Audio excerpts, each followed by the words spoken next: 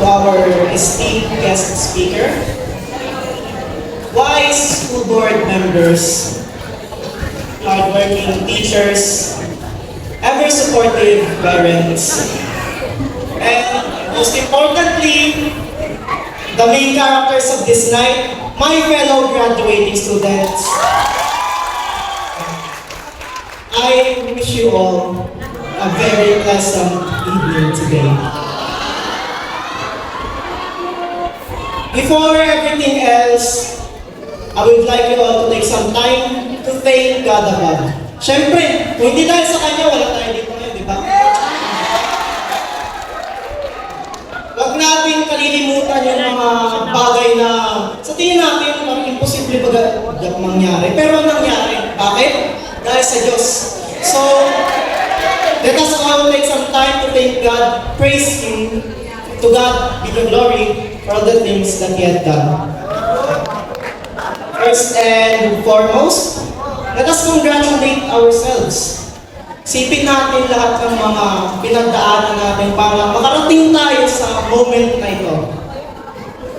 Yung mga gabing nagpuyat tayo, yung mga pagkahirap-hirap natin i-review ng mga quizzes and exams, all for this day. Let that sink into all of us. And tell yourselves, congrats, nandito ka na.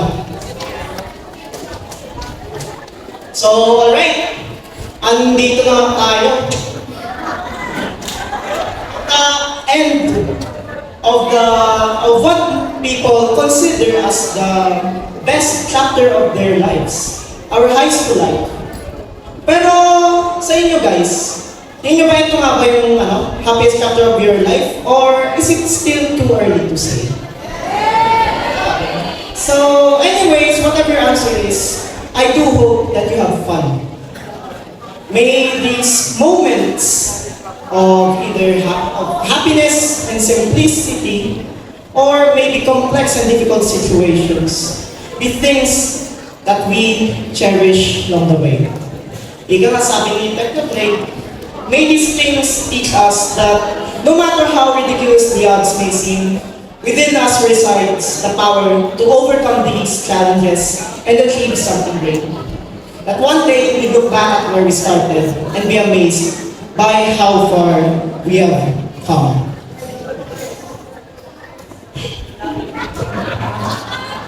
More than 6 years ago, our world was shaken by many different disasters, one of which that affected the whole world was a COVID-19 pandemic. And one of the things that it did was rob us from an experience that we deserve to feel. Graduation ceremony. It stripped us away our rights to celebrate it properly. Maybe yung iba sa inyo ay nakapag-online graduation or katulad sa amin na wala talaga nangyari. But nonetheless, dito na tayo guys. Nag-graduate na tayo sa K-12 ngayon. We are about to step into a brand new territory, one which we are not that acquainted with just yet. Some may go straight for a career, but for the most of us, we are about to step into higher education. For 4 years, I hope that we were able to make the most out of our already rough high school lives. I hope na na-spend natin yung ating panahon sa mga bagay na worth it. Mga bagay na hindi natin magsisisihan. Mga bagay na hindi na natin magagawa in the coming years. I hope na yung mga araw natin sa nakalipas na mga taon na ito ay mga bagay na gugustuhin nating balikan muli. Sabi nga nila, di ba? Let go of the past, but I say otherwise. I hope that the memories that we made during these past few years are memories na hindi natin gugustuhin kalimutan. I hope that these moments will help us carry on when we face dark and uncertain times. I wish that such memories would become light when we tread perilous trails. And I pray that we would never forget what God has done for us throughout our entire journey. Yung mga group projects na pinagpuyatan natin, yung mga performance tasks na pinaghirapan natin, huwag natin sila bawal-walain. Kahit sabihin natin na pinahirapan tayo niyan, maraming naituro sa atin yung mga yan. Natuto tayo mag-manage ng ating mga oras, natuto tayo na mag-manage din natin yung financial budget. Tinuruan tayo nito na maging disiplinado. And such traits are things that I am sure we would be able to use in the coming future. We've made mistakes. Many mistakes. Lalo na ako, ibang pangalan. Sobrang lala. Pero, I'm also sure na gusto niya silang kalimutan. Kasi syempre, papay, hindi mo nagkakalit ka. Tapos, alalahanin. So, but I say, never forget them. Why? Let them teach you, teach us. Teach us the things that we shouldn't do in the coming future. People say that experience is the best teacher. And there are many types of experiences. And the best among them when it comes to teaching us are our mistakes. Parte ng buhay natin yan eh. Natural, mangyayari yan sa atin. But, do not let your mistakes be the things to hold you back. Tao tayo. Mas malakas tayo sa mga pagkakamali na yan. Kasi, ang pagkakamali, ang mistakes, nangyari na yan eh. Nandun na yun sa past mo, so, wala ka nang mababago. Pero, we still have the present and the future to work with. Nagbabago tayong tao. We are gifted by God the freedom of choice. So, nasa sa atin kung paano natin i-handle ang ating mistakes. And I believe that you are all strong enough to be able to develop from them.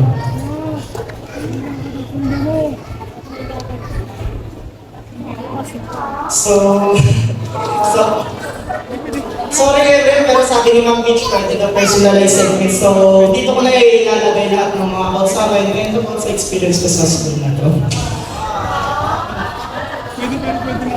To my parents, Mami, Daddy, this is Daddy. Okay. Salamat po. At ako yun yung pinanganak. Salamat dito nyo pinag-aral. Salamat dito kayo nanirahan first place. Salamat dito kayo nagtakto.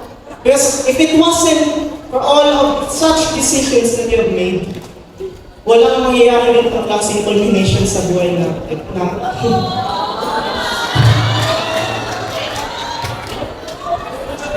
And kahit na kadalasan, napaka-ingrato ko and makasarili, hindi nyo iniwan. Not because of your obligation sa parents, but because of your love.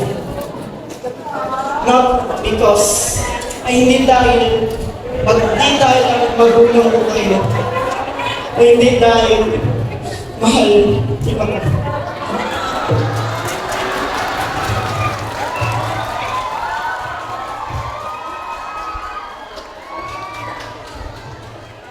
And I think kung bibilangin yung mga moments sa buhay ko dito sa school, halos lampas kalahati.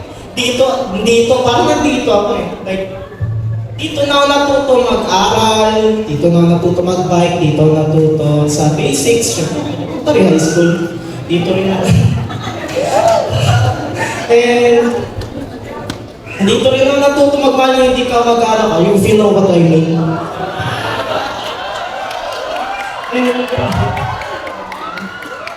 And hindi ko lang maisip na after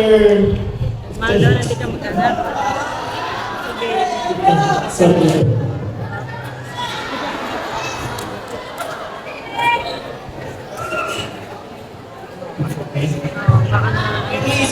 after how many years? 18 years. Palis na dito, like, hindi na dito mag-frequent. And I guess, hindi ko na may mansion in Paris.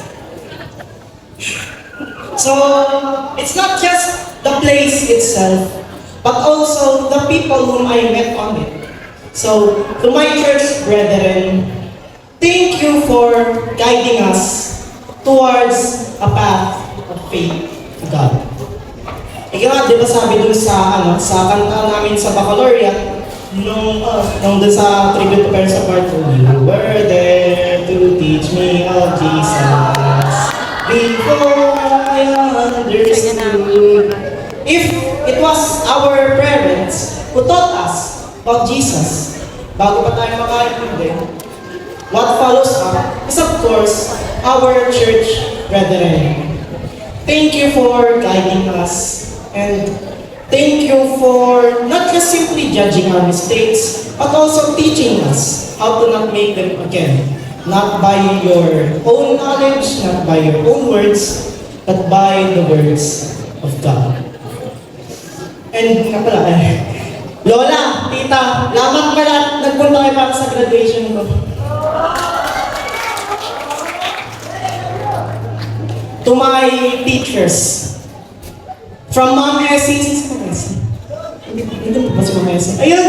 Ma'am Essie! From Ma'am Essie to Sir Dave, thank you for the guidance that you have given to us. From the start to the end of my school journey in this school, nandito po kayo. And to all the other teachers out there, hindi po namin malilimutan ang paggabay na tinuro niyo po sa amin.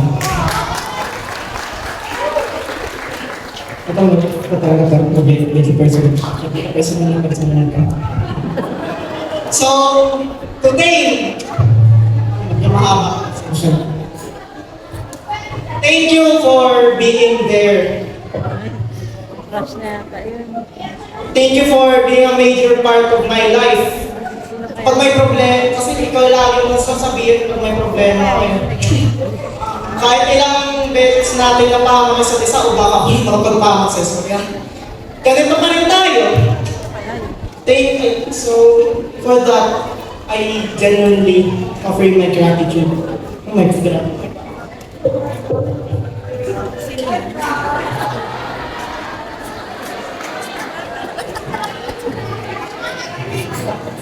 To Janelle, my closest friend that is a girlfriend po po.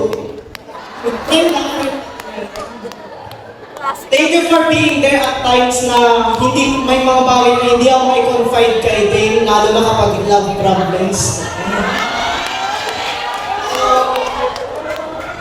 Thank you for also being one of the people na nagre-remind palagi sa akin na sa lahat ng mga decisions sa gagawin natin, always put God first.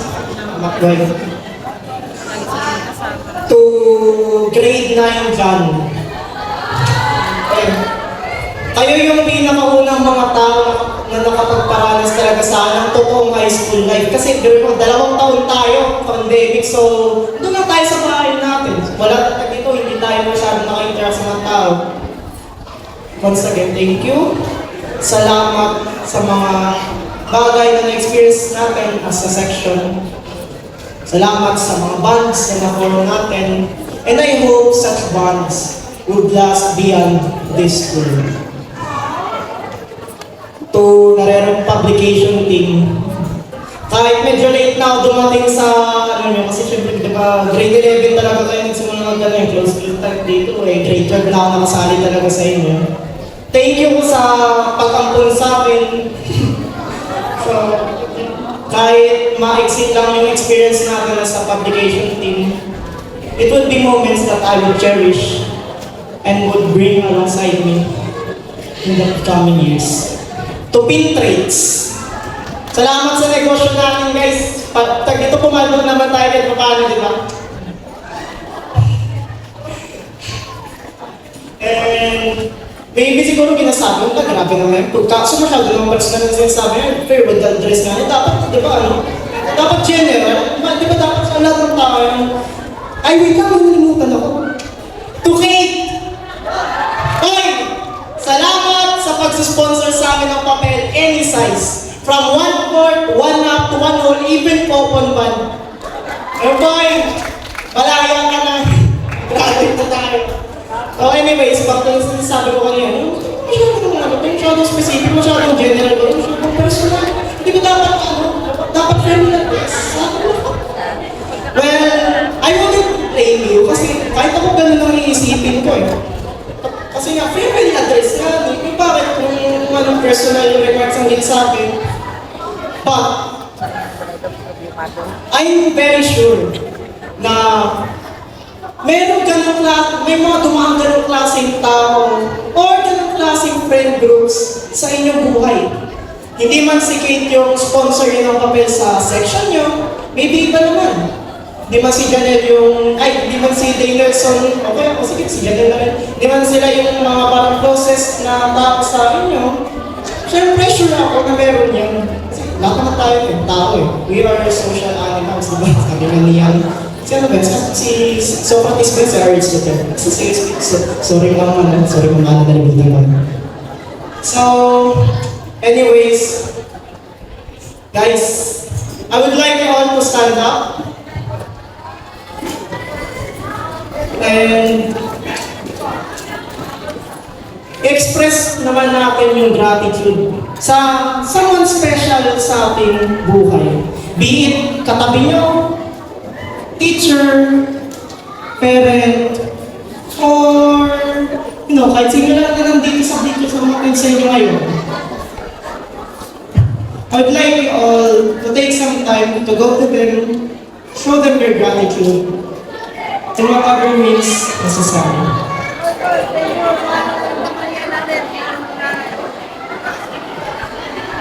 O pwede.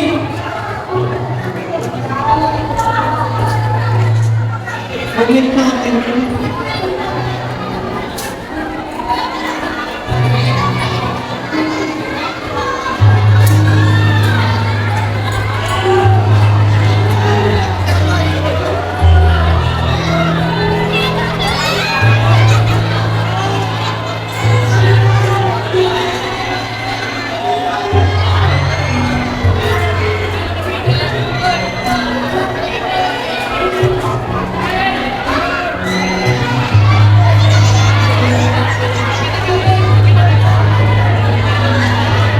Finally, sure naman ako na karamihan sa akin ngayon, either masaya, malungkot, or excited. Dahil pang ilang beses ko nang sinabi, eto na yun. Eto na yung culmination ng pinanggagawa natin since kinder hanggang grade 12. But always remember, just like what our great and former batch president said on your farewell address, even after this, most of us ay wala pa sa chapter 1. We're still in the prologue chapters of our lives. It is yet to begin. Let us continue to work hard even after this chapter. And this is where most of us would part ways with each other. This is where most of us would say our goodbyes. O diba, tingnan niyo ako ngayon. Ganit sabi ko kanina, mag-farewell address, diba? But for me, no way would I consider this as a permanent goodbye. Because I know that one day, we'll meet again in one way or another. Be it summer random, or in alumni homecomings, or maybe in our grand reunion in heaven above. Surely, we will meet again. So there's no way I am ending this speech with a goodbye or farewell. Rather, hasta luego, Tinsurong, si Vediamo, Tucker, kita tahu ya, nagunin mo nyo, magtali. Kita kits! See you later hanggang sa muling nating pagkikita.